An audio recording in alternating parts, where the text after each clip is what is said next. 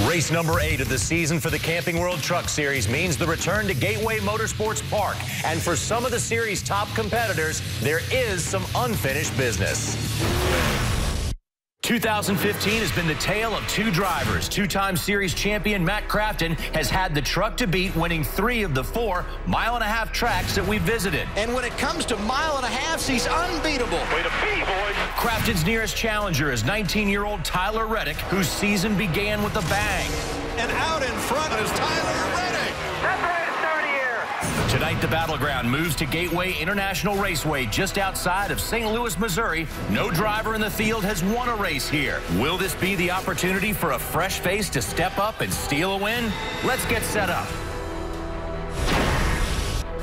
Hello, everyone, and welcome to the NASCAR Camping World Series setup show. Before last season, the trucks hadn't run at Gateway since 2010. Last year, frustration for some drivers led to Bubba Wallace celebrating in Victory Lane.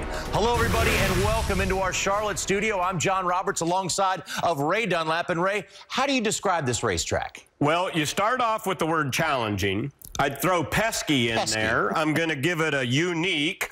Okay, and the reason I say that is turns 1 and 2 are so incredibly different than turns 3 and 4. And so the drivers and the crew chiefs have to get together, and they've got to put their thinking caps on and say, where am I going to give up somewhere on this racetrack? We often say that about Pocono, but when I think about Gateway, I would say it's probably the toughest racetrack for the crew chief and the driver to get on the same page. Looks a little bit like Darlington in layout, and that's a pretty tough track in and of itself. Let's take a look at why Gateway Motorsports Park is so unique. It's 1.25 miles around. Turns 1 and 2 are banked at 11 degrees, while turns 3 and 4 are 9 degrees. The trucks will run 200 miles, which works out to be 160 laps. No driver has ever won this race starting deeper than 14th on the grid. For the news and notes from the garage, we check in with our reporters, starting with Hermie Sadler. Well, Johnny, and to add to the issues that you guys just laid out is why this racetrack is so tough. Today is a one-day show here at Gateway. Practice this morning started around 9:30. They tried to get in qualifying around 5:15, 5:30 local, but rain interrupted qualifying. That means the starting grid goes back to practice speeds, meaning the 4 of Eric Jones will start P1, the 00 of Cole Custer will start P2. We practice in the daytime, we'll race at night. Whoever gets it done tonight will have overcome a long day and a very much difficult changing racetrack tonight, Caitlin Vinci. Well, Hermie, last season was the first time the trucks have raced here at Gateway since 2010. So there's a lot of competitors in the field tonight who only have one start at this racetrack. And no driver has ever gotten his first career win here at Gateway. But one driver who does have quite a bit of experience on his side tonight is Matt Crafton. He's made 11 starts here, which is the most of any driver entered in the field. And he's also fresh off of a win at Texas. He's going to be looking to get back-to-back wins here tonight. Johnny? Caitlin, thank you. Let's take a look at the qualifying that just wasn't meant to be in the first round, Ray. Corbin Forrester hits the wall. And here's the problem, Johnny. On a one-day show, that's the worst thing you can do for your crew. Say, we got to go and get the backup out. Shouldn't be any surprise if you watched this race last year. Cole Custer was the early leader. He was the fastest qualifier a year ago and became the youngest pole sitter in Camping World Truck Series history. They went in there with the goal of doing it again this year, but the weather didn't allow. Eric Jones seems to be fast every weekend when he comes to the racetrack. He took over the top spot. And that's the importance of being fast in practice. In the event that qualifying does get rained out, you're going to start up front. And I love this rule that NASCAR has put in place. The fact is they're good in practice. They should deserve to start up front. I like it way better than using owner points. Well, the rains came, and they came with a fury. A lot of water on the racetrack, but they were able to get it dried up pretty quickly. We're looking great for racing tonight, but let's take a look at where everybody will start by virtue of those practice speeds. It's Eric Jones and Cole Custer on row number 1, Matt Crafton, and Johnny Sauter on row number 2. The front row's pretty much what we expected from watching practice. It's a good run for Thorsport to start there, but I love these next 2 rows. A bunch of young drivers. Reddick is right there in the points chase, but I'm going to keep my eye on tonight Matt Tiff driving the 51. He doesn't care about points. He's there to try to get a victory and show that KBM can get back to victory lane. Daniel Hemrick is with him on row number 4, but it was last week in Texas. Eric Jones had another heartbreak, this time an alternator problem. 4-race winner last season, but Ray Victory Lane has eluded him this time around. You know, you just got to believe they're going to get this thing turned around pretty quickly, but it seems like race in and race out, they find a different way to try to lose them.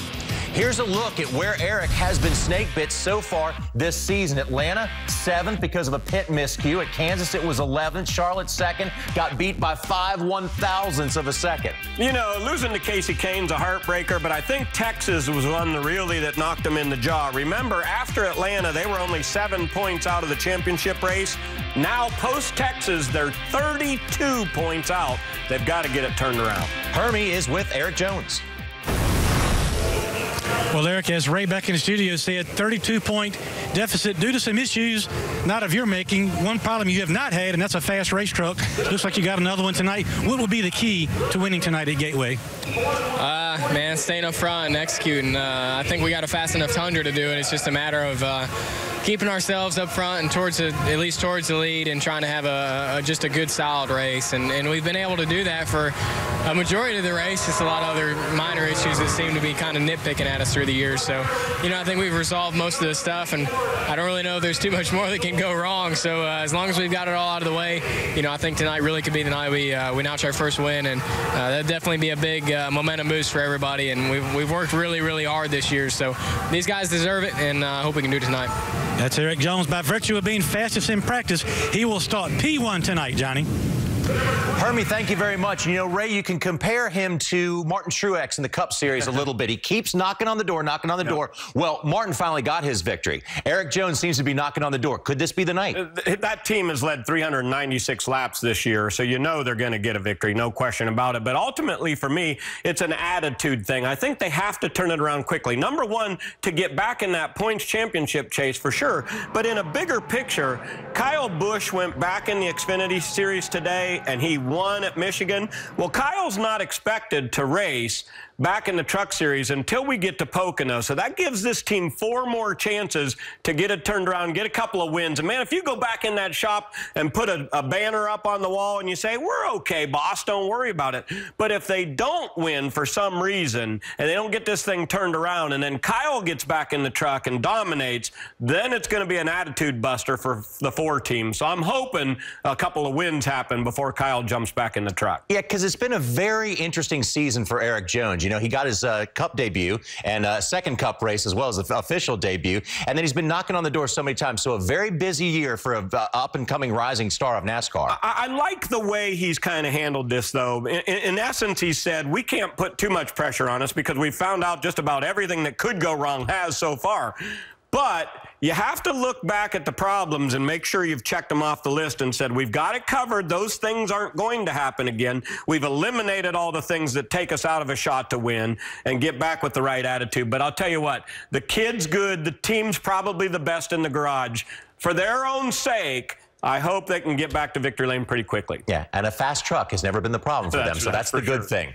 Well, Thursday, the greatest golfers in the world converge on the Pacific Northwest as our coverage of the 115th U.S. Open Championship live from Chambers Bay Golf Course begins at noon Eastern, 9 a.m. Pacific on Fox Sports 1 and continues in prime time at 8 p.m. Eastern, 5 p.m. Pacific on your local Fox station, and it's all streaming live on Fox Sports Go. Matt Crafton is already the first back-to-back champion in Truck Series history. Just ahead on the setup, find out what other elite club Matt could join tonight here in Gateway.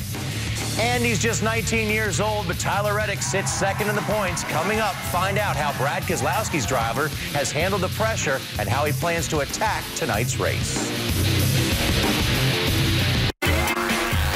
Ray, it's good to see Eric Jones still smiling. He's not beaten down. Absolutely not. He's going in there, going to win the race. Everything will be okay.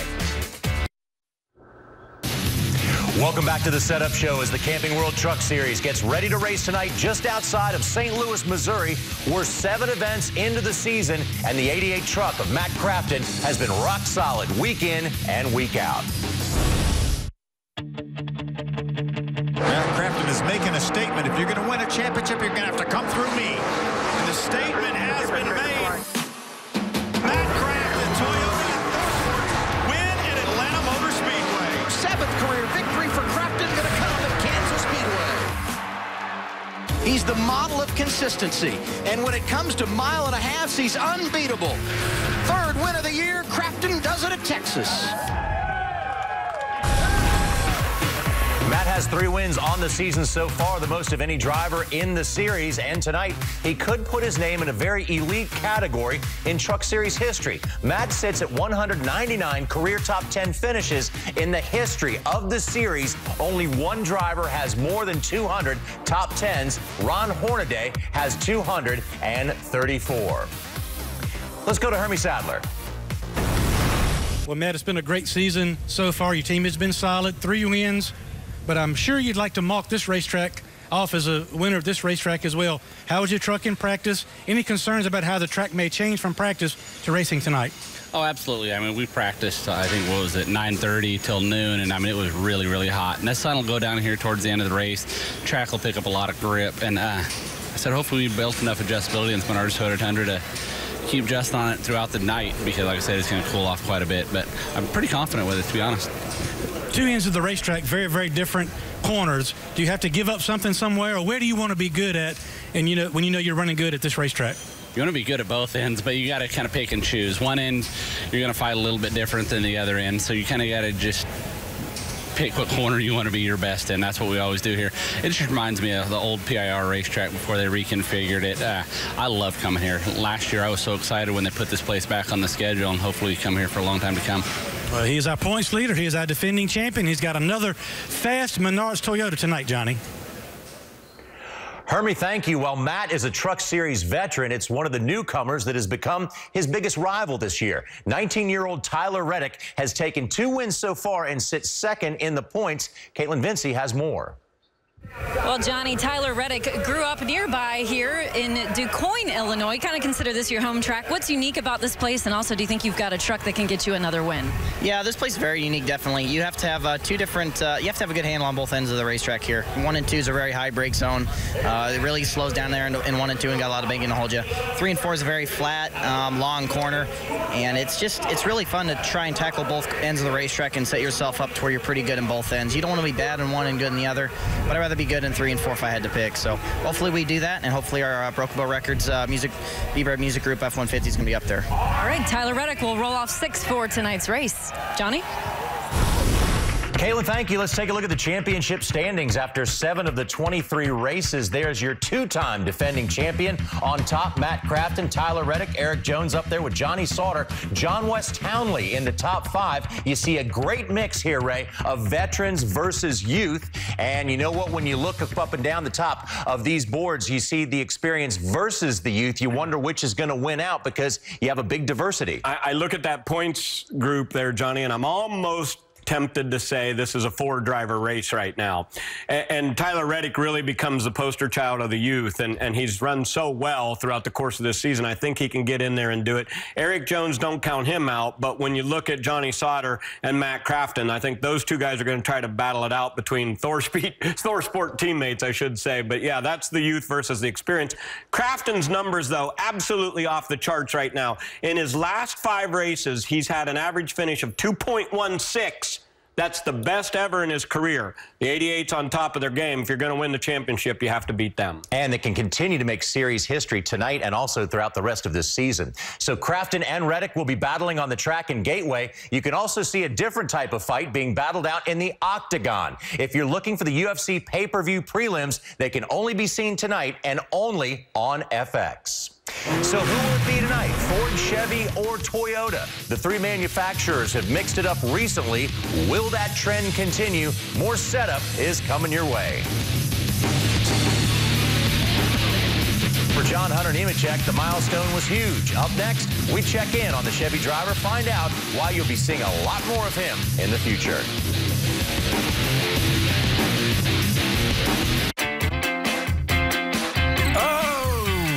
Let's go! Oh, that's no good. Trouble in turn 2. He should have wore a fire.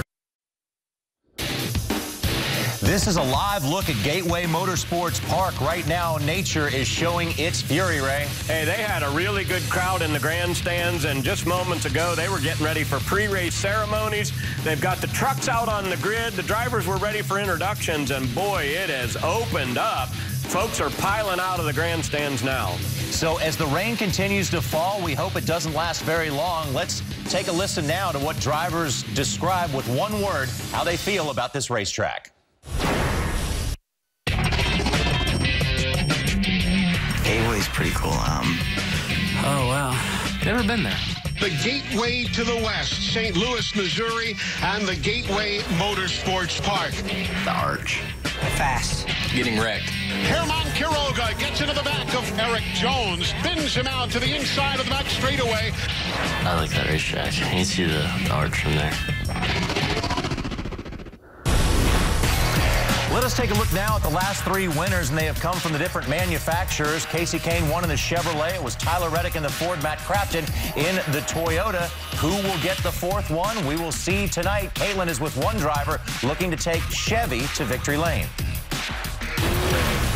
Well, Johnny, John Hunter turned 18 on Thursday. Happy belated, by the way. So now you're eligible to run at all of the racetracks. And last time you were here, you were good. You led a lot of laps. How are you feeling about tonight and your chances for a win? I feel really good. We prepared a great truck for this weekend. I can't thank my guys enough for all their hard work. Sid and Donna Malden aren't here, but hope you guys are watching. And Mr. Bill and Miss Deborah from DAB Constructors, they're on the hood this weekend. So can't thank everyone enough, but really looking forward to get racing here. I feel like we have a great truck on long run, so hopefully it'll pay off. John Hunter starts 12th for tonight's race, guys. And yes, Caitlin did tape that interview earlier. If you're wondering, it is still raining out there. Let's take a look, Ray, at rows 5 through 8. Cameron Haley and Austin Terrio in row number 5. Again, we see a lot of the youth of this series. John Hunter Nemechek just turned 18. And remember, when we raced at this track a year ago, he led 53 laps. And it's not just that he was out front, but he was running side by side on every one of those. Timothy Peters has got to do something to turn their season around. Red Horse Racing's been a bit of a funk, so they're back there in rows 7 and 8, along with his teammate, Ben Kennedy. And, of course, when you see the diversity there with the youth versus the experience, back there the experience is Timothy Peters. Yeah, and, you know, it's one of those things where when things start to go a little bit in the wrong direction, maybe you've got the wrong body style on the truck, it's really hard to make an immediate snap of the finger to try to get that turned back around. So I think Butch Hilton, who's competition director over there at Red Horse, has said, we might have gone down the wrong path. Let's try something different. So it may take a few races till we see that turnaround for Red Horse. With all the rain at Gateway, we may be looking at a competition caution early in the race. We will have much more coming your way from Gateway as we get ready for Camping World Truck Series racing back after a break. Welcome back, everybody. The Camping World Truck Series setup show. We are awaiting the start to the race at Gateway Motorsports Park in Granite City, Illinois. They had what you call a good old-fashioned Midwestern gully washer come through there a little while. And as you can see with a live look at the racetrack, that the drying process is underway. We hope that will not take very long, and we will get the race in very shortly. But one of the Truck Series stars from the past is making an impact now. Ray Dunlap has more.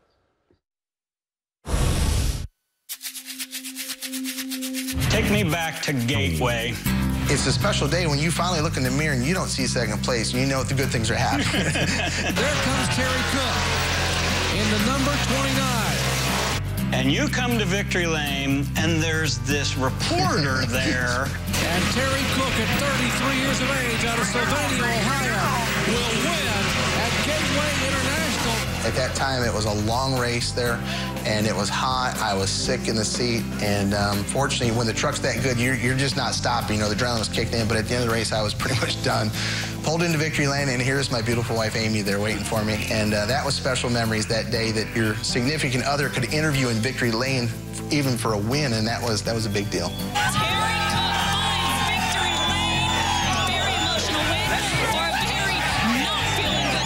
You know, you guys alternated who took what, and she just happened to have me that day, and it was just kind of like everything happened perfectly. It was just a perfect day. I love you. This is big for us, you guys. Congratulations to Terry Cook. You had about a 3-year period right there where just about nothing could go wrong. And Terry Cook will hang on. Unbelievable. Cook in overtime at Loudon, New Hampshire. I look back at the 2002 season. We won 4 races that year. I had, I think, 2 or 3 poles, 4 race wins. But at the time, you're going from race to race. So you don't really appreciate it at the time. So now when you look back, you go, I just won 4 races that year with really tough competition everywhere we went. That was pretty cool. For the 4th time this year, Terry Cook brings home a win and the $10,000 Craftsman bonus for winning it from the pole. You start out as a local track champion, a big name in your area. You make the commitment to go to trucks. Then life takes a little bit of a curve, but in 2015, your role changed. Tell me about that. Lots changed in the last year. I've transitioned from a team that I was associated with for 4 years at Red Horse Racing to Athenian Motorsports, working with John West Townley and the whole Zaxby's racing program. And I have had more fun this year than I have had in a long time, because when you work with somebody and you see somebody grow and get better weekly, there is not a nicer young man on this planet than John West Townley, and he's so easy to work with. And each and every week I see us on an uphill trend, and our goal is to get him in victory lane. And I honestly believe, having seen what I've seen this year, I believe we can get to victory lane before the end of the season. John West got into the back of Todd Bodine off turn 2. And already damaged. Check it out. John West Townley. John West Townley involved in this one in the 09. There's no question about it. There was a period of time where John West really struggled. John West Townley going to the garage. And I'm wondering how it feels for you to be part of that week in and week out, and to help him and take your experience having been a driver and help make him grow. Well, and I appreciate that, Ray. It's been a big boost for me this year to help. How you get down with the racing, like, that kid's got car control. He really understands it. Around goes John West Townley sideways. He's going to be able to save it. What a move by John West Townley. He's in the best physical fitness shape, I think, of any driver in the series right now. He's at the shop at least one day a week trying to be a sponge absorbing it. So then we go to the racetrack, because now it's a matter of us applying it to him. John West has just done a really good job of getting better and better. Some accidents early in his career, maybe more than normal. He's got that all behind him. Now he's steady, solid, and he's racing for wins now. At the end of the day, our goal is to see the checkered flag at every race and then put ourselves in contention to win one. And that is one of the true positive stories about racing, how an old veteran can come. I shouldn't call him old. A veteran should come. Yes, a veteran comes back and helps one of the younger drivers, but it also shows you, Ray, the importance of having the right people in the right places. There's 2 great stories here, Johnny, because Terry Cook was in that exact same situation. He put himself with the right group. He got with K Automotive, and they started winning races, and he picked good teams as he moved along. He's been able to take that experience of all of what he's learned and help coach John West Townley. John got a lot better when Mike Beam took over there, and he helped calm him down a little bit.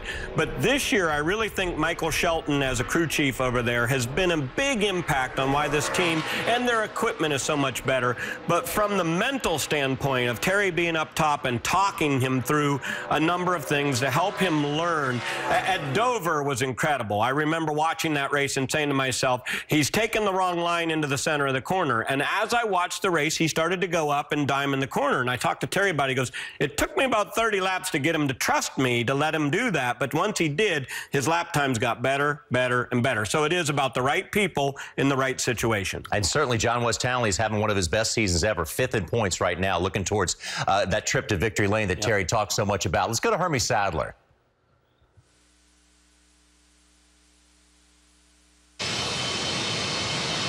Well, John West, we just saw a feature about Terry Cook being involved with your race team.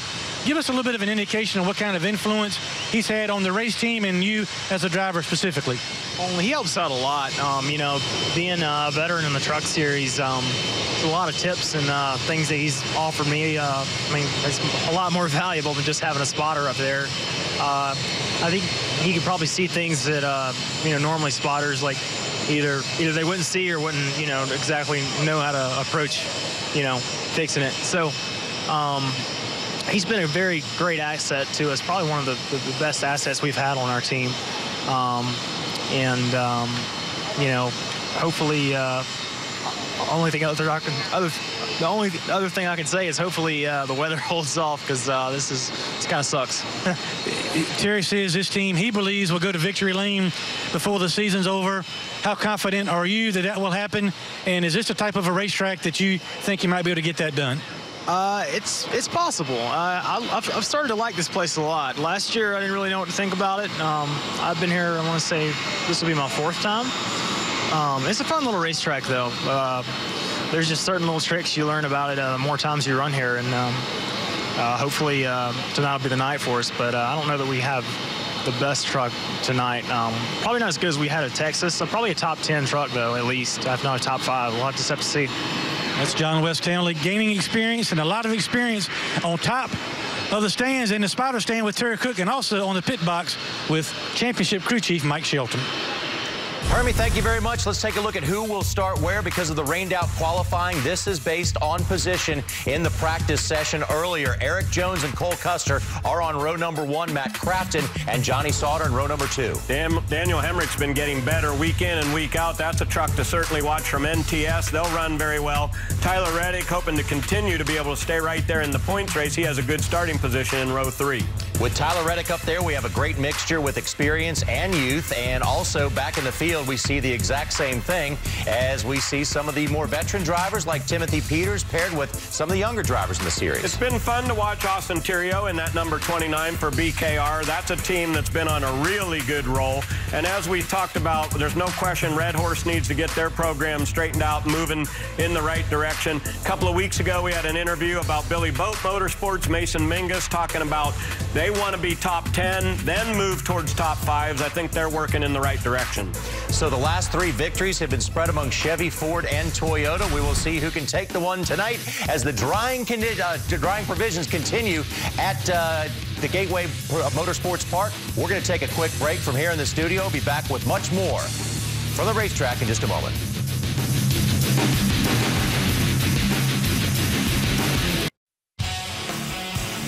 Welcome back, everybody. The drying operation is underway at Gateway Motorsports Park. We are waiting for the 8th race of the season for the Camping World Truck Series. We had what you call a good old-fashioned Midwestern gully washer come through there. A lot of rain fell in a very short period of time, and the track crews there are working very diligently to get this race underway. And, Ray, we could expect a competition caution to come out. Qualifying has already been rained out, right. So therefore we will start by virtue of speed and practice, but now we got to get this race underway. Well, this is one of the most difficult racetracks that we go to, Johnny. So now the crew chiefs are saying to themselves, I've got to worry about what I'm going to do for my setup because we're going to be going on to a completely green racetrack. Not rained once, but it's rained twice. So there's going to be absolutely no rubber out there and no grip. You're going to be tearing those tires up when they go through 3 and 4. Yes, this is one of the great racetracks to race on because of so many unknowns. But for the guys who are calling the action, let's send you out to the racetrack right now. Ralph Shaheen and company. Ralph?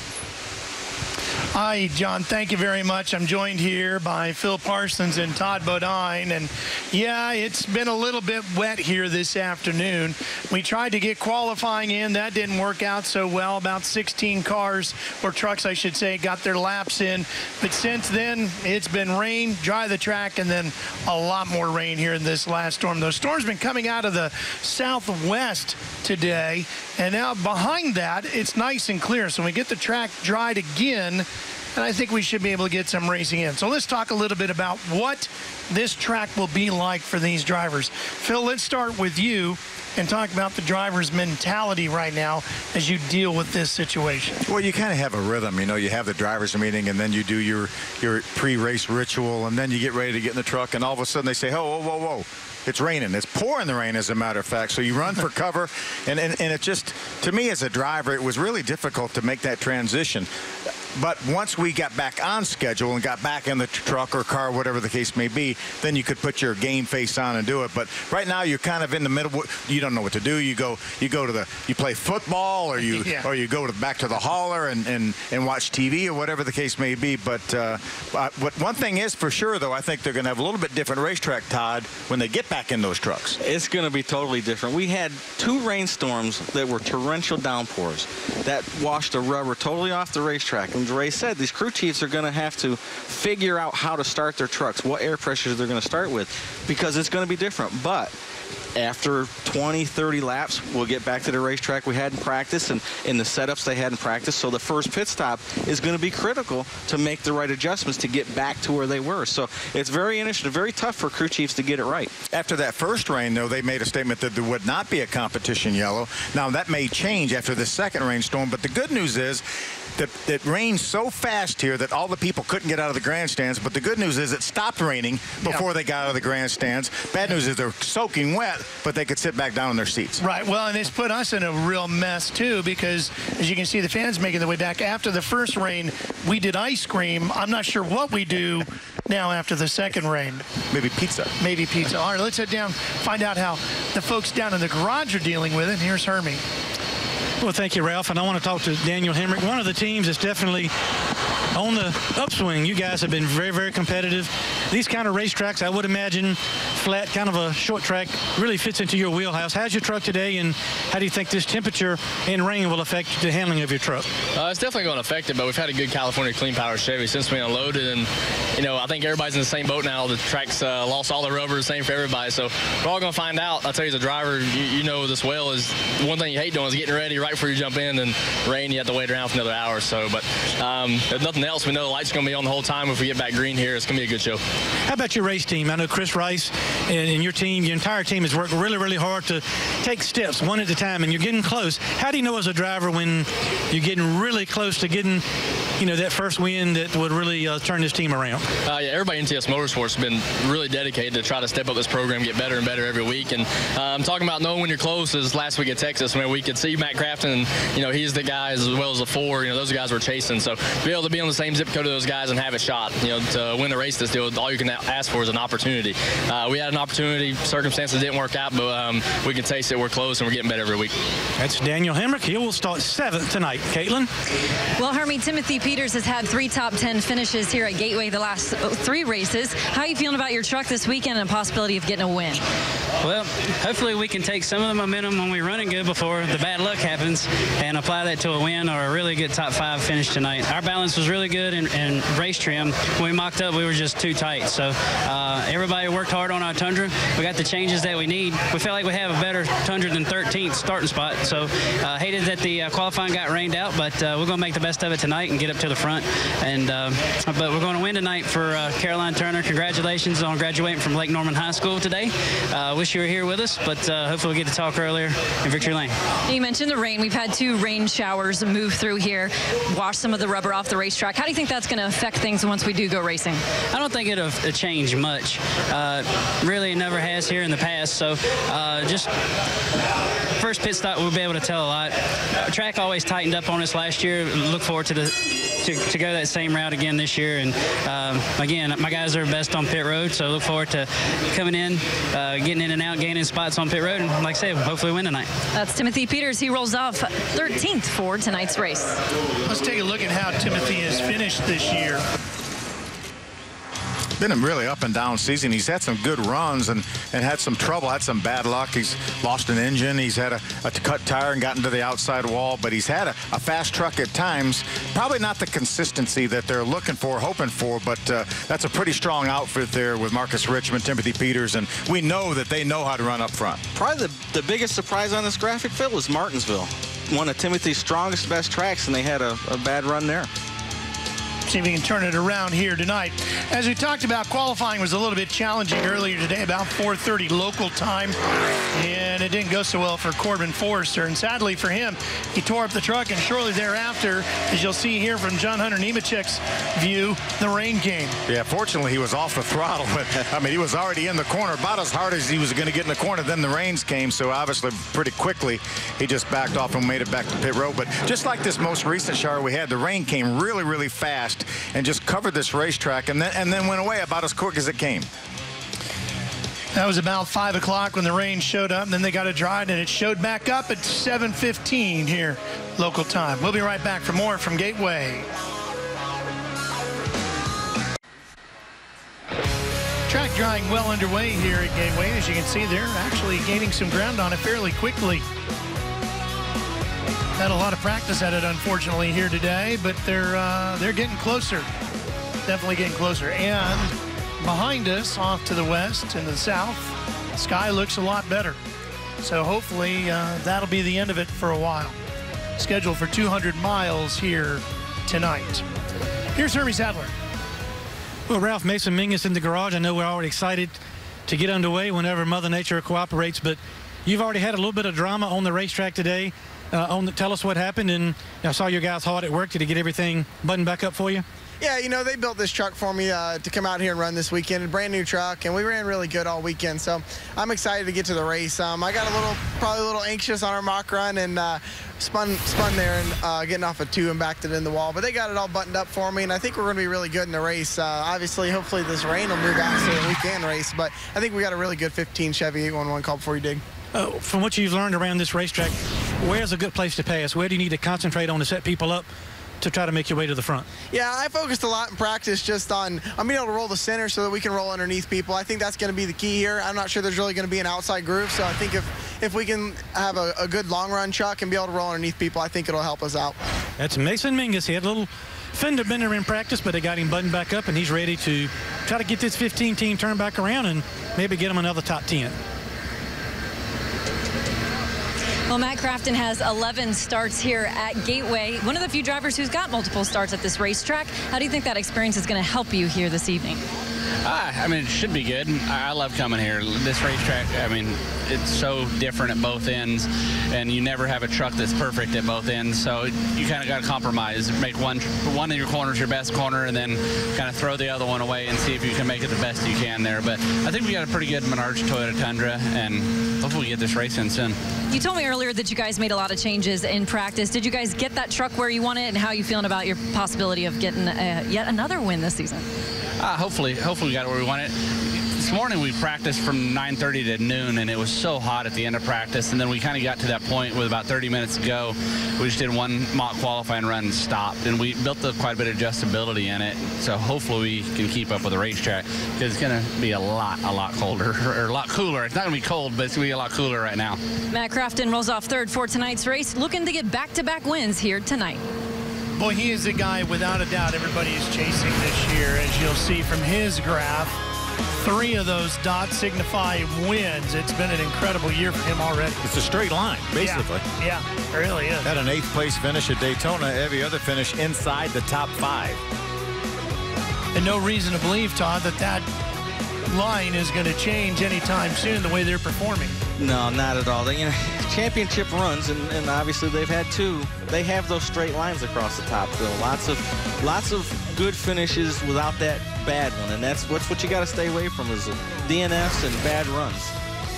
Series first back-to-back champion, Matt Crafton in that 88.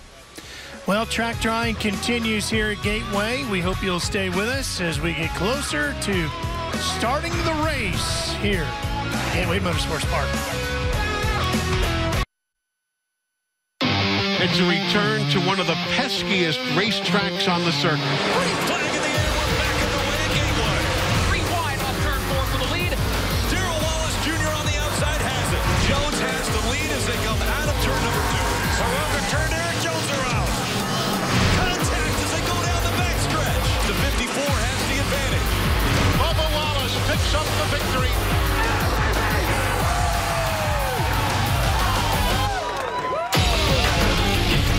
Night last year for Bubba Wallace, and Justin Boston is hoping some of that magic in that 54 continues as we're back here for live coverage presented for you tonight by Golden Corral, NASCAR Camping World Truck Series, Gateway Motorsports Park in Madison, Illinois, just over the river, downtown St. Louis. Down there amongst all the trucks is Hermie Sadler. We got Justin Boston back in the garage and enjoying this little breeze, and the rain has passed through. But you guys start 19th, but you were telling me in qualifying earlier, before qualifying early today, that it's probably not a very good idea of the kind of truck you guys have. Yeah, to be honest, Hermie, we really had no idea what we were going to have in qualifying. Unfortunately, we did have a good Tundra under us, Rock Mobile, on our truck this weekend again, so very happy to have them on board. But we had no idea what we were going to have, and we were fast. We had a good lap, so it's been a lot of bad luck today for us. And, hopefully we get the track dry and have a good race and run all the laps, because we're definitely going to need them all to get to the front. How do you approach coming to a racetrack for the first time? Because you told me earlier today you'd only really seen it on television. So what you expected, and has the racetrack thrown you any surprises so far? Well, I think it's thrown everybody a surprise right now. You know, with the rain coming down and the track being as green as it is, we're not going to face what we faced earlier this morning, and that's good for guys like us because I got really no track time, and I'm just looking forward to it. I really don't know what to expect. I know we fixed a lot of things that I was battling in practice in our mock run and qualifying, so I'm just looking forward to it, and hopefully we can get to the front quickly and effectively and make good passes and make good pit stops and get up near the front, because I think we're going to have something for the end of the race. Justin Boston, just like everybody else in the garage, Ralph, ready to go racing. Yeah, a lot of folks here are anxious to see that green flag wave, Hermie, and get this one underway. So let's talk a little bit about Kyle Busch Motorsports. Todd, they've had a little bit different year this year than last. Yeah, they've run really well. A lot of problems, a lot of issues, but their performance has been good, and that's what you strive. I mean, the other things are going to happen, but the one thing you see that's different here is the wins. They haven't produced the wins, but we know that Eric's been close. It's glaring, Phil, and of course that's a lot due to the injury to Kyle Busch, who got his first win back in an Xfinity Cup car today. You know, maybe we'll see him back in a truck for the years out, not too long, and maybe that'll change that zero for him. Yeah, but look at the year that Eric Jones has had. He really truly could have won 3, maybe 4 races easily. And the numbers, you know, the top 5s and top 10 numbers are really good for the team, because Eric Jones, I think, has had 4 top 3 finishes and been knocking on the door of a win and led so many laps. He's led over 1/3 of the laps run this year in the entire series. So they're not in a slump. They just haven't got to victory lane. Yeah, and maybe it's just getting Kyle back here to show them that, right? Just put that little breath of confidence back into the team. I don't know. I think Eric's doing a pretty good job of showing these guys how fast that truck is. There's no doubt. But yeah, it might just take one little thing, put him into victory lane to prove them that it can. Well, maybe Kyle winning today is going to be enough. That might be it. That might be it. We'll find out. Eric Jones certainly capable of it. The guys in the studio will be talking more about KBM when we come back.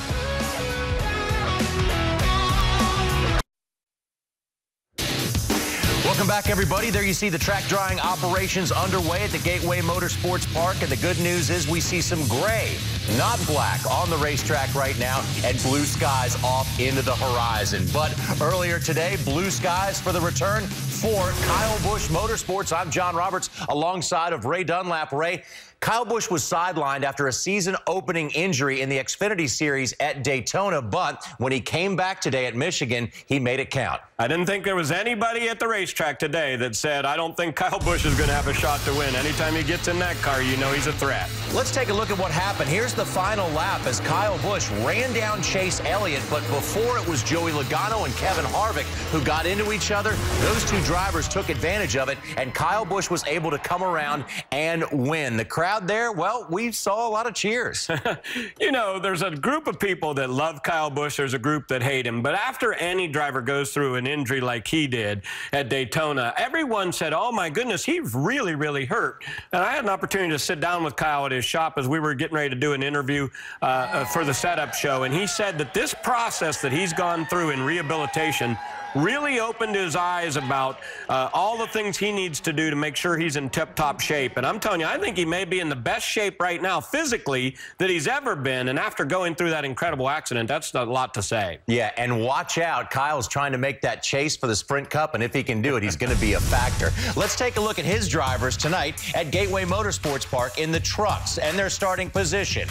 Eric Jones is on the pole. Matt Tifft is in the 8th position. Justin Boston is in the 19th position. We just heard from him just a moment ago, and he is very hopeful about what might happen behind the wheel of his truck tonight. But right now, let's go to Hermie Sadler, who is with Matt Tifft.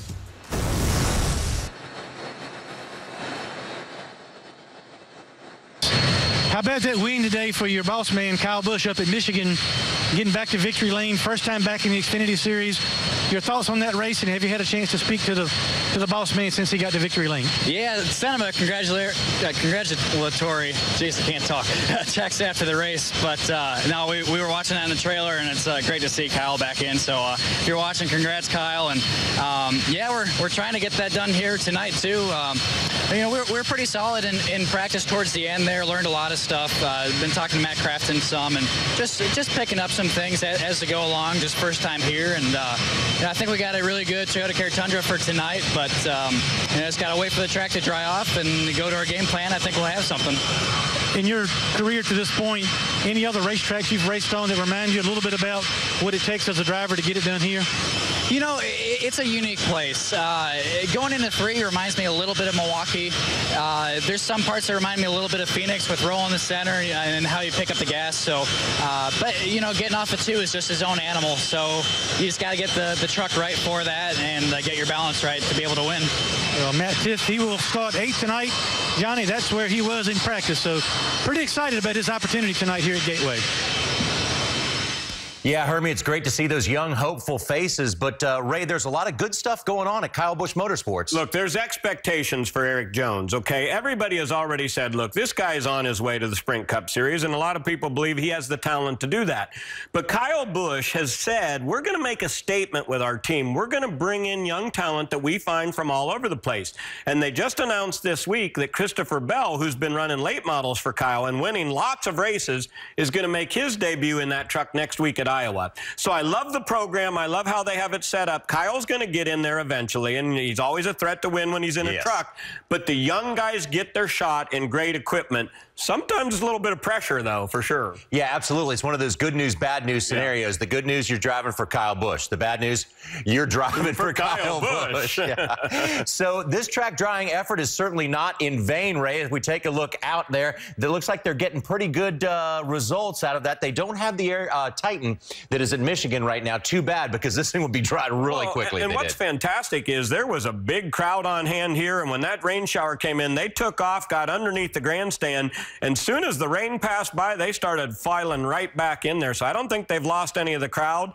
I think they're ready to go racing. They know they've looked at the radar. It looks clear to the west, so I think everything's a go here. Yeah, I would say another half hour, and they should be in good shape. They got to get the pit road dried out for sure.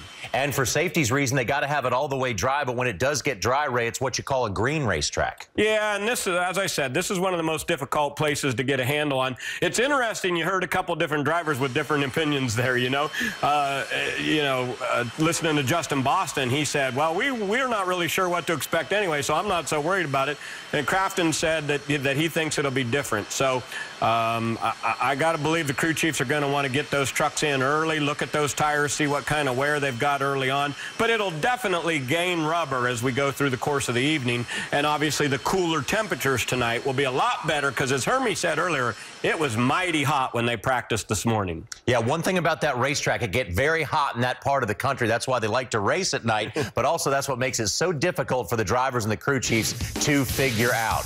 We're going to keep you covered all the way up until the green flag time. It's getting closer and closer from Gateway. Stay with us on Fox Sports 1. Well, this is a very good sign from Gateway. The covers are off the trucks, and we're getting closer and closer to green flag time for race number 8 of the season for the Camping World Truck Series. But earlier this season, we saw one of the best finishes ever in NASCAR at the Charlotte Motor Speedway. Green-white checker at Charlotte Motor Speedway. Time to settle it here tonight under the lights. Green flag back out. On the inside is Casey Kane. Up through the gearbox. Trying to get away is Eric Jones. Absolutely side by side. Here they come. Back to the stripe. To the checkered flag. Wheel to wheel they bump. Across the line it shows Casey Kane over Eric Jones by 5/1,000ths of a second. It doesn't get any better than this in NASCAR. Wow, what a finish. Unbelievable. Yes, it was unbelievable. 5/1,000ths of a second. That is a very close finish. In fact, one of the closest ever in NASCAR's 3 Top Series. In Charlotte, that 00 truck was driven by Casey Kane and, of course, ran to the checkered flag. In Martinsville, Cole Custer finished 16th. Dover, it was Custer again. He finished 13th, and he is with Caitlin Vincey. Well, Cole Custer had a really strong truck in this race a year ago. What do you think is challenging and unique about this place? Probably just the different corners. That's probably what makes it the hardest. You're going to be better in one than the other, but we've definitely got a good handle on it, and we got a really good truck, so I'm looking forward to it if we get it in tonight and, we'll see. Oh, we're getting it in tonight. It seems like it stopped for now. A lot of room right here, a lot of room. Now, you've had 2 starts so far this season. You've had fast cars, or fast trucks in both of those races. Haven't had the finishes to really show for them. Do you think this is a place that you might be able to turn that around? Yeah, I think so. If we can just keep it clean the whole race and have a solid race, I think we'll have definitely a shot to win. So, I mean, we'll see. I've been itching to get back in the truck just to see, trying to get a win. But, I mean, we'll see what happens here if we get the racing tonight. That's Cole Custer making his 3rd Truck Series start here today, guys.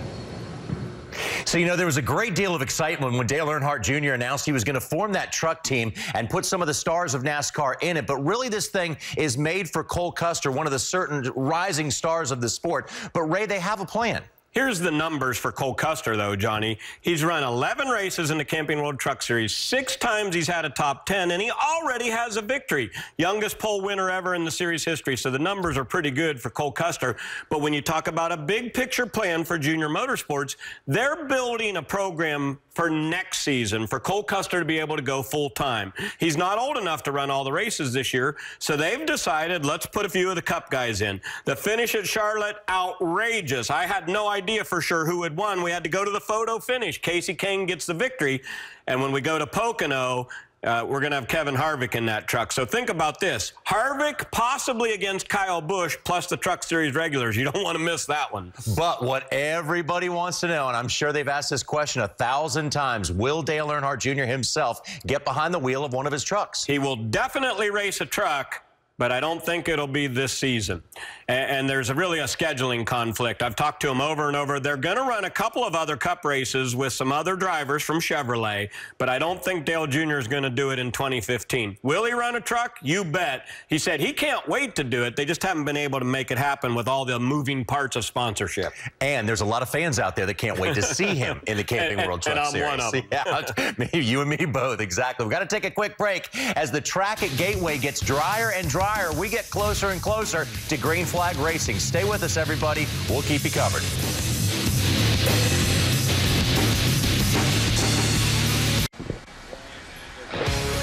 There's a good look at downtown St. Louis from the backside of our booth, actually, as it's all presented to you tonight by Golden Corral, the gateway to the west, the arch there on the left. And here's where we are, and you can see the drying is working. Jet dryer's been doing their job, putting in the laps. They've been running a lot more laps than the trucks have here since about 4:30 this afternoon. Got it all dry. We were getting ready to go, and then the rain showed back up, and jet dryers went back to work. They're doing their deal, and we're getting there, getting much closer. Things are starting to look pretty good. A lot of gray starting to show on that racetrack. Yeah, certainly is. And they work really hard at it, too. Oh, yeah. The track crew does a great job here. Well, Caitlin and Hermie have been working pretty hard covering all the action for us down in the garage area during this rain. What have you found for us now, Caitlin?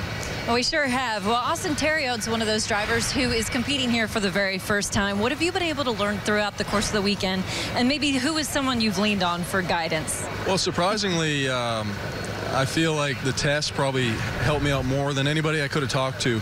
I talked to Crafton a little bit. You know, he's won championships, so anytime you can get information from him, I think it's really helpful. I honestly feel like just running the race, you know, the first 50 laps, settling in once it goes green. I mean, looks like we're going to get going, but they say it might rain a little bit more, so it might be another hour or so. But once it gets green, just settling in, like I said, and maybe picking somebody to run behind, somebody that's been fast. Because I feel like our truck's good. I just have to be a little bit more consistent with it. And once we do that, you know, and get track position, we'll have a good truck. You mentioned the weather. We've had a few rain showers here today, obviously. How does that change your approach, and also with the threat of more weather possibly coming once we do go racing? Well, it doesn't change too much for me. I like to get going as soon as possible. It's almost like just waiting here. You can feel the energy. People want this to get going, but it's not going to change too much. I'm sure the track will be a little bit different, but we've made some major changes anyway. So, you know, it's hard to say what the truck is exactly going to do. So we'll just go from the green flag, and we'll see how it is and work on it from there. Austin Terriot starts 10th for tonight's race. Hermie? Well, Johnny, you roll off fourth. We've got a little bit of a Mother Nature interference going on right now, but Your thoughts on your truck and the day you've had so far and your chances to go to victory lane tonight? Well, I'm just glad you asked me to come out here because I got Doug in there standing in his underwear, walking up and down, trying to dry out. So this is better than being in there. That's what in TV terms we call that TMI. Exactly.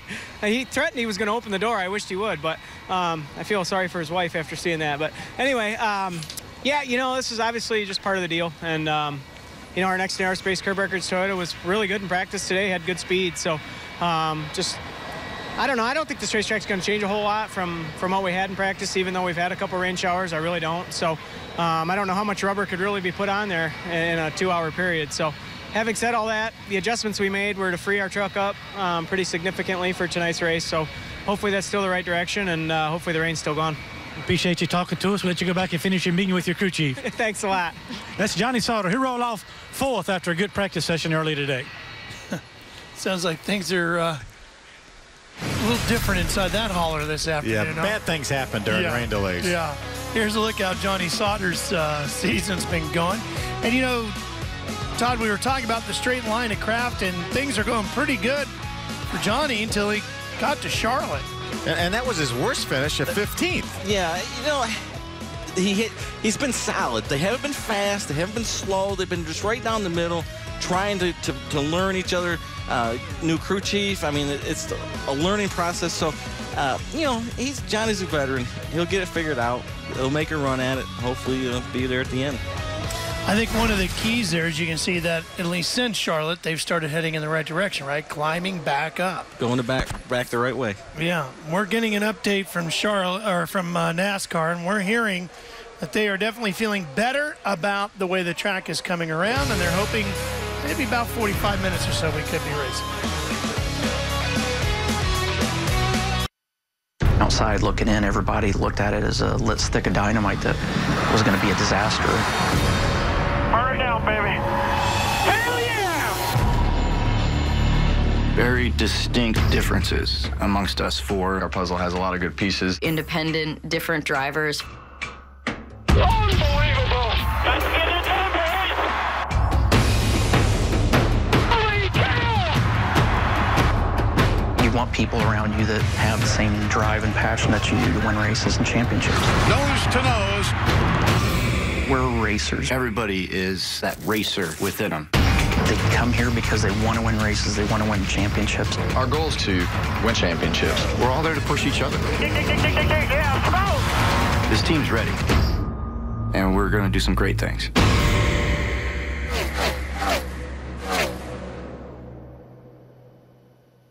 So many interesting characters inside of that organization. I'm really looking forward to being able to look behind the scenes and see how it all works. Yeah, it's amazing, too. The amazing job they've done, too. Again, Kevin Harvick on the front row again.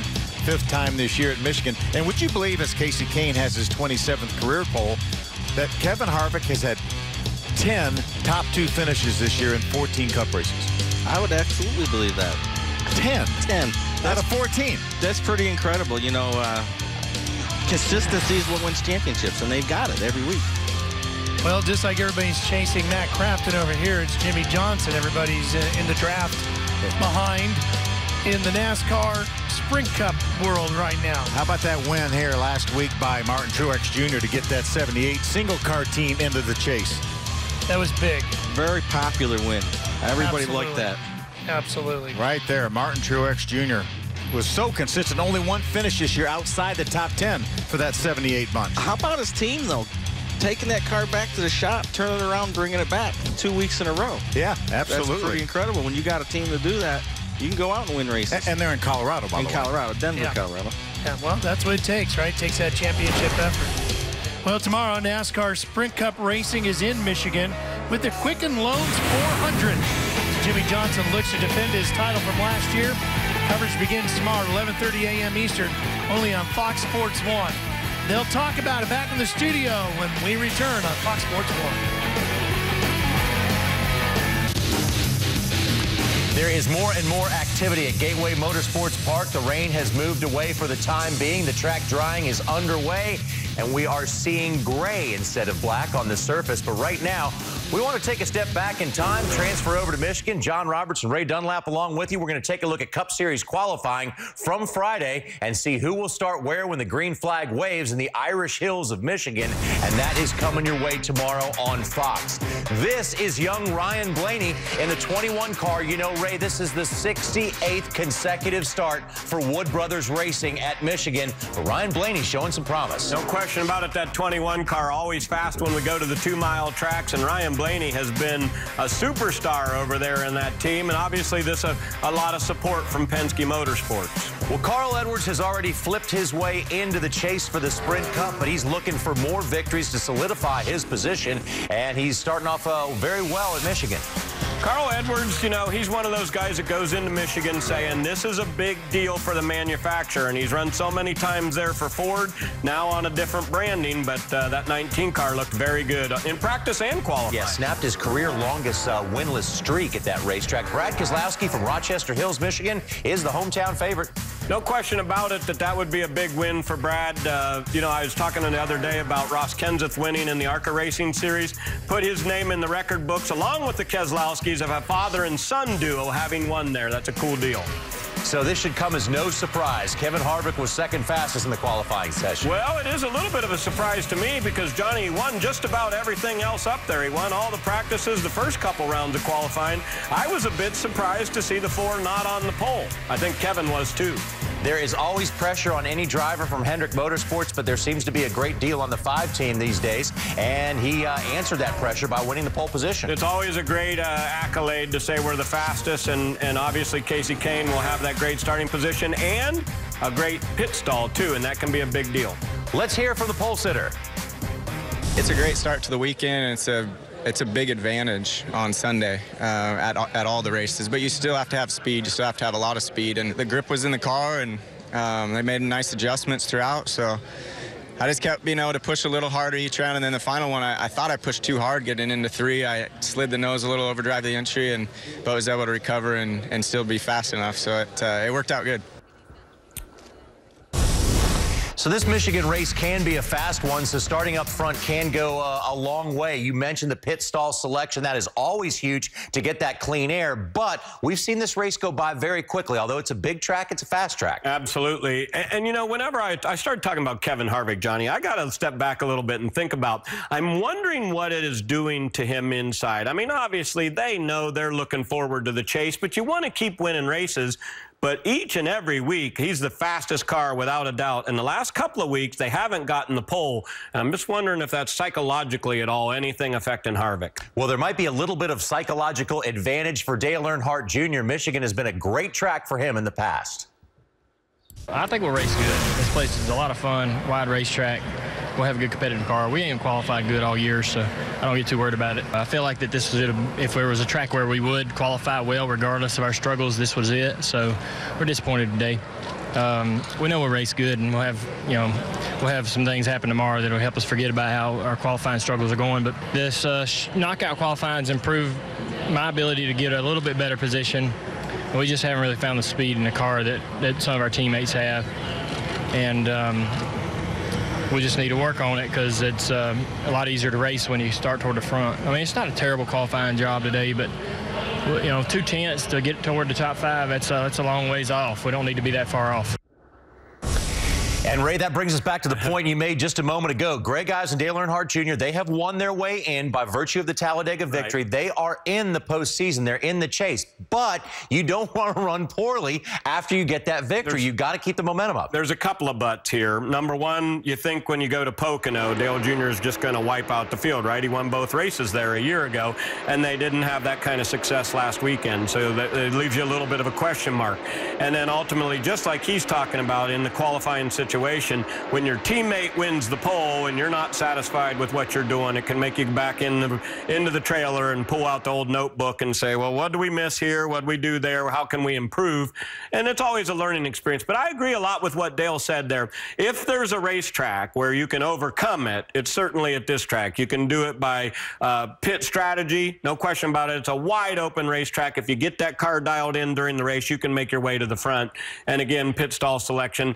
Maybe not that important. Pit stall 1's great, for sure, but other than that, it's not so big. I think they can overcome it. History tells us we generally see a wreck early in this race, but then it's pretty green from there on out. Oh, yeah, you're going to get long green flag runs in this race, no question about it. And then you're going to have a lot of green flag pit stops, and that leaves opportunities for people to make mistakes, too. So you got to keep your eye on that at this racetrack every time we go there. Yeah, and in the history of Michigan, we've seen some long winless streaks snapped. Dale Earnhardt Jr. is one of them. Carl Edwards is another. Fuel mileage, Johnny. Yes, fuel mileage can certainly come into play. You can win Michigan a lot of different ways, but when you do, the bragging rights are yours for quite some time. There are the trucks. They are looking drier and drier as we get closer and closer to green flag time at Gateway. Stay with us, everybody. Standing out behind him. Reddick comes across the line. He will score his first ever win. Matt Kraft and Toyota and Motorsports win at Atlanta Motor Speedway. Today, Joey Logano going to see the checkered flag for the first time in his career in the Camping World Truck Series in Martinsville. 7th career victory for Crafton going to come at Kansas Speedway. Checkered flag across the line. It shows Casey Kane over Eric Jones by 5/1,000ths of a second. And in only his second try here at Dover, he scores and beats the monster. When it comes to mile and a half, he's unbeatable. 3rd win of the year, Crafton does it at Texas. Back here at Gateway, where the track drawing continues. Everything presented by Golden Corral here tonight, as we are live on Fox Sports 1. Here's a look at the points coming into what would be round number 8 once we go green. Matt Crafton with those 3 wins leads the pack. Tyler Reddick on his tail, 25 markers behind.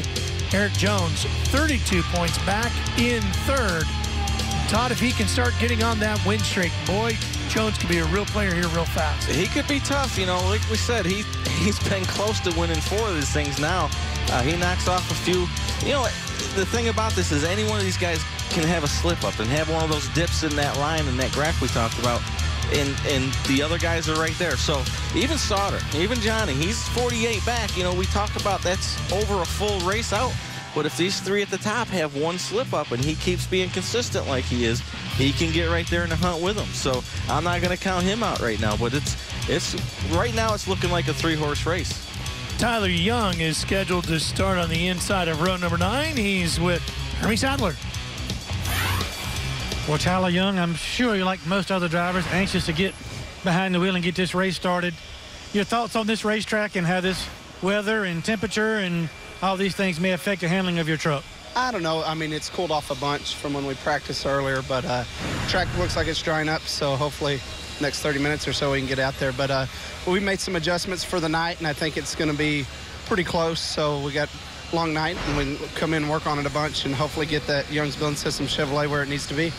How about your truck in practice? What end of the racetrack were you good at, or were you looking to get a little bit better to be able to pass some trucks and make your way to the front? It's just so different on each end of the track here. So kind of try to work on one and just kind of be a crutch on the other side. So felt like we were really good in 3 and 4 and just struggled down in 1 and 2. So hopefully we'll work on it all night and just be there at the end.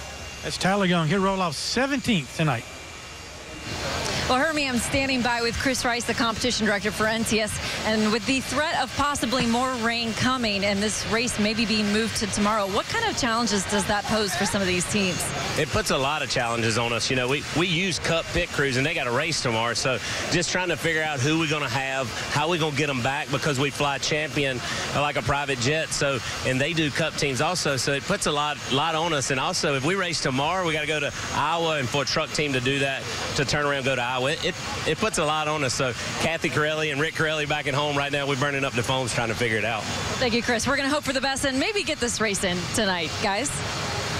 Yeah, I like that idea. Yeah. And Chris said it, too. A lot of the teams, a lot of the guys came over here after doing the Xfinity race today at Michigan. Yeah. A lot of the pit crews came here, as well as some of the spotters. I was just out the back of our broadcast position talking to some of the spotters, and obviously they're going to have to go home because their main job is to do Cup spotting.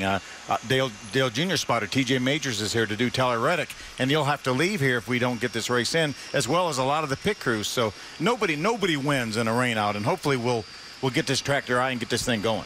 Yep, they're working at it. The lights are on, and our fingers are crossed.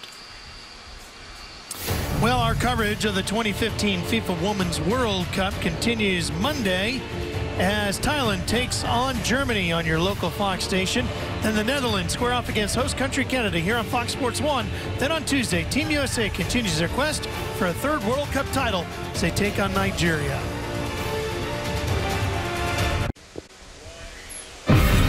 Thursday, the greatest golfers in the world converge on the Pacific Northwest as our coverage of the 115th U.S. Open Championship live from Chambers Bay Golf Course begins at noon Eastern, 9 a.m. Pacific on Fox Sports 1. Continues in prime time at 8 p.m. Eastern, 5 p.m. Pacific on your local Fox station, and it's all streaming live on Fox Sports Go. Well, we're still hearing from NASCAR that they're looking at about 9:30 as the local time for the green flag here as we continue our coverage presented by Golden Corral from Gateway. Well, let's go back a week to Texas, and it was a wild one there, Phil. Yeah, it certainly was, Mason. I mean, the 15 truck gets together with the 33, and that cuts down a left front tire for Brandon Jones, and into the outside wall he goes. Tough break for him. Spencer Gallagher, the 23 truck, turns really just gets sideways and saves it. A great job in saving it. But the issue for Eric Jones, good truck again, led a bunch of laps. Alternator goes bad, has to come in and change the battery. They change the battery 3 times. On the restart, Matt Crafton. We got Timothy Peters run along. Yeah, engine issues for Timothy Peters. Unfortunately, that Red Horse truck, but I'll tell you, Matt Crafton's guys on pit road were spot on. Just about every time he came in, they won the battle off pit road, and that put him up in the premium spot on the restarts, and he had to withstand a couple late restarts. Here's one right here with Daniel Suarez. Suarez right on his tail and gave him a great battle. Late caution. Daniel Hemrick, who was running third, having a career day, and unfortunately cuts the tire down, recovers for a top 10 finish. On the restart, Suarez giving Crafton all he can handle.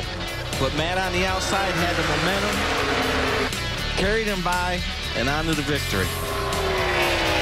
That's win number 3 on the year from Matt Crafton. Well, while we're dealing with trying the track here in Madison, Illinois at Gateway, they're racing half a world away. 24 hours of Le Mans, Circuit Les Arts. We're going to take you there now, and Brian Till will pick up the action from France, and as we get ready to go racing here, we'll bring you back to Gateway. All right, Brian, take it away, buddy.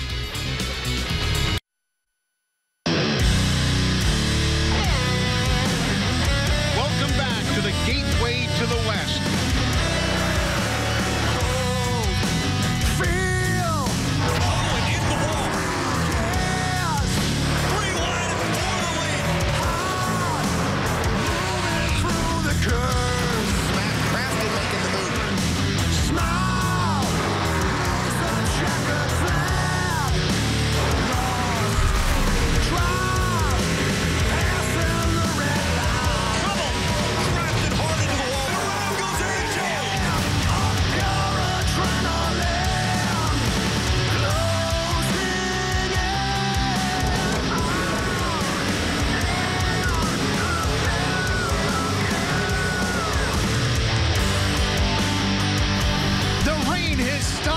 The track is dry, and we are ready to go racing. It's the NASCAR Camping World Truck Series live on Fox Sports 1, and it's all presented by Golden Corral from Gateway Motorsports Park. Here's who you should keep an eye on tonight. John Hunter Nemechek led 53 laps here last year, but cut a tire. Maybe tonight he gets career win number 1. Brandon Jones only has 2 career top 10s, but they came on the 1-mile Dover Speedway. Tonight he makes his first start on the 1.25 mile here at Gateway. Cole Custer is making his 3rd start of the season. Last year here at Gateway, he won the pole and finished 6th. And Eric Jones has led a frustrating season so far. No wins and a myriad of problems. However, he's led the field for 34% of the laps. Can he put it all together here tonight? Let's head downstairs for pre-race ceremonies here at Gateway. Ladies and gentlemen, at this time, we ask that you direct your attention to the Victory Lane stage as the Scott Air Force Base Honor Guard presents our nation's colors. Please remain standing as Dennis Wilson from Racers for Christ offers tonight's invocation. Dear Heavenly Father, we give you thanks this evening. We give you thanks that Gateway Motorsports Park will allow this awesome NASCAR race to come together and be a great performance full of thrills for all of us. We thank all of those folks who have had a part in putting this race together. We thank you most especially for our service folks, those men and women who are putting their lives on the line to protect this great country of ours.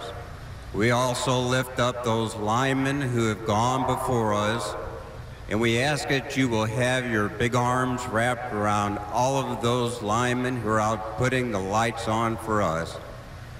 Dear Lord, we ask for the safety of these drivers. We trust that the crews have worked diligently to make their cars safe and efficient, and that we have an awesome and exciting race.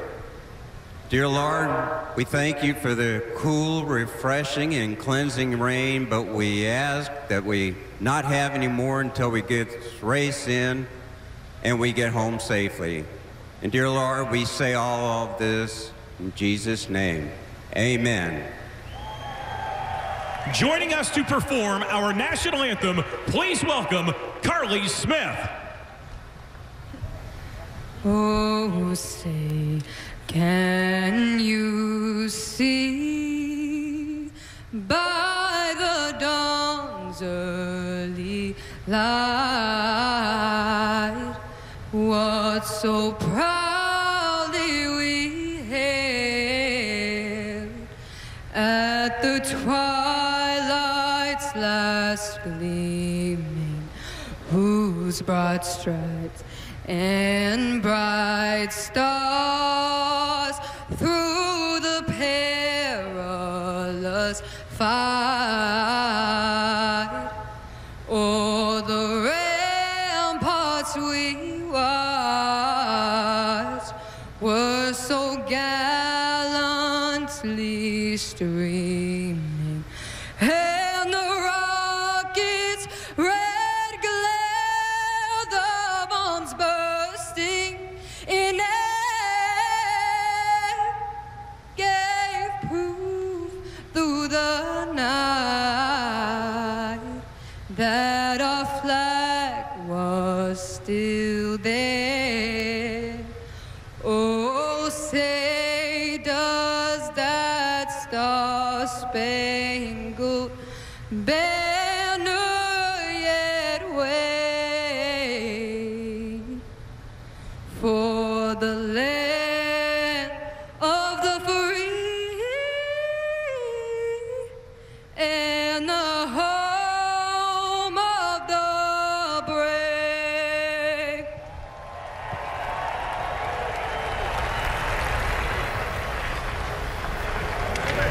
Drivers are making their way to their trucks, and we're getting ready to go racing. Stay with us.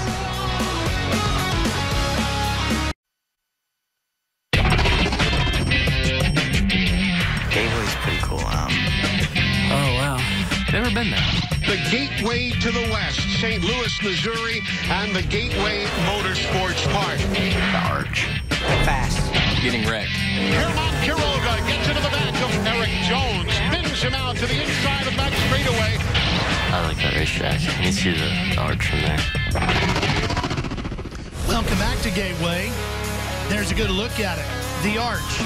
Over there on the shores of the Mississippi River, downtown St. Louis. We're just on the other side of the river, actually in Madison, Illinois, here at Gateway Motorsports Park. We open up the clipboard. Couple things to think about here. Everybody's chasing the champ with his 3 wins, and all those youngsters in the field. 18 rookies here and 14 drivers who have never been here racing at Gateway. And you have to wonder, can any of them, anybody for that matter, catch Crafton? Yeah, Matt Crafton is a 2-time champion. He won the last 2 years, and he hasn't slowed down at all. Amazing season so far. 8th at Daytona, his worst finish. Let's take a look at the numbers over the last 2.5 years or two and what's happened this year so far. Look at 2015, 305 points. That's the most points he's ever had after 7 races. How about the lap sled? That's within 2 laps led of the most he's ever had in a full season, and his average finish 3/3 is his average finish. But if anyone's going to do it, it might be right here at Gateway. He had just taken the lead right there, cuts down a right front tire, relegates him to one of his poorest finishing positions of the entire season. But if anybody's going to do something with Matt Crafton, then maybe one of the young drivers, Todd. I think you're right. And I'm looking at a guy that showed us last year at this racetrack that he's going to be a force in the future to be reckoned with. John Hunter Nemechek did a great job actually leading Matt Crafton for a lot of laps last year. Unfortunately, got together with Herman Kroger here, got left rear flat, got in the wall, ended his night. But he showed us that he's going to be good. Just turned 18, going to run all season from here on out. So it's going to be an exciting night to see if some of these youngsters can figure out this Gateway Motorsports Park track and maybe beat Crafton to the checkers. All right, let's get the command to fire them up. Gateway, it's the moment you've been waiting for. Here to give the command to start their engines, please welcome tonight's Grand Marshal, representing Illinois' 113th District, State Representative Jay Hoffman. Ladies and gentlemen, start your engines. Crank it up. Okay, fire them up now.